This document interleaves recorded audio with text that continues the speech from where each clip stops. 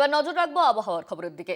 কলকাতায় আগামী 24 ঘন্টায় মূলত পরিষ্কার আকাশ, সকালের দিকে হালকা কুয়াশা, শহরের সর্বোচ্চ তাপমাত্রা প্রায় 29 ডিগ্রি সেলসিয়াস, সর্বনিম্ন 17 ডিগ্রি সেলসিয়াস। শুষ্ক আবহাওয়া বজায় থাকবে বলে খবর। কলকাতায় আগামী 24 ঘন্টায় মূলত পরিষ্কার আকাশ দেখতে পাওয়া যাবে।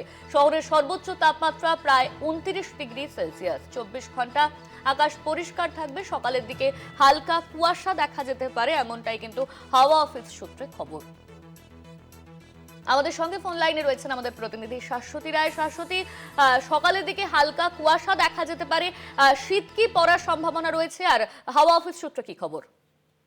দেখো, আলিপুর আবহাওয়া দপ্তর যেমনটা জানাচ্ছে যে এবার কিন্তু ধীরে ধীরে পারদ ঊর্ধ্বমুখী হওয়ার সম্ভাবনা, এবং আজকে সেই অনুপাতে শহরের সর্বোচ্চ এবং সর্বনিম্ন দুই তাপমাত্রায় কিন্তু গতকালের তুলনায় বেশ কিছুটা উপর দিকে এবং স্বাভাবিকের নিচে থাকলেও বলাই যায় যে শীতের অনুভূতি কিন্তু ধীরে ধীরে কমছে, এবং সকাল বা একেবারে রাতের দিকে হালকা ঠান্ডা অনুভূত হলেও তাপমাত্রা কিন্তু সারাদিন ধরে যথেষ্ট উষ্ণতা দিচ্ছে, কারণ রৌদ্রোজ্জ্বল আকাশ এবং গরম অনুভূত হচ্ছে দুপুরবেলা। সেক্ষেত্রে এই পরিস্থিতি ধীরে ধীরে পরিবর্তন হবে এবং আগামী সপ্তাহ থেকে তাপমাত্রা পারদ স্বাভাবিকের ওপরেই অবস্থান করার পূর্বাভাস জারি করা হয়েছে। সকালের দিকে দার্জিলিং, জলপাইগুড়ি, কোচবিহার এই জেলাগুলির ক্ষেত্রে হালকা কুয়াশার দেখা মিলেছে, এবং দক্ষিণবঙ্গের জেলাগুলির ক্ষেত্রে শিশির পড়ছে সকালের দিকে এবং কোথাও কোথাও হালকা কুয়াশার দাপটও দেখা গেছে।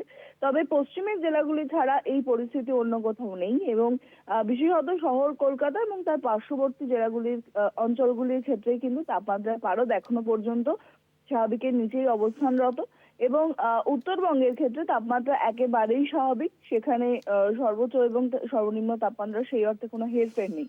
এই পরিস্থিতি আগামী সপ্তাহে আরো কিছুটা বদলানোর সম্ভাবনা আছে। তার সাথে বলা যায় শীত এবার ধীরে ধীরে বিদায় নেবে ফেব্রুয়ারির মধ্যবর্তী সময় থেকেই, এবং দোল পর্যন্ত বা মার্চের প্রথম সপ্তাহ পর্যন্ত এই হালকা শীতের আমেজ জারি থাকলেও এবার কিন্তু ধীরে ধীরে গরম শুরু হওয়ার আভাস মিলছে। আচ্ছা, ধন্যবাদ তোমায় শাশ্বতী। আমাদের সঙ্গে ফোন লাইনে ছিলেন আমাদের প্রতিনিধি শাশ্বতী রায়।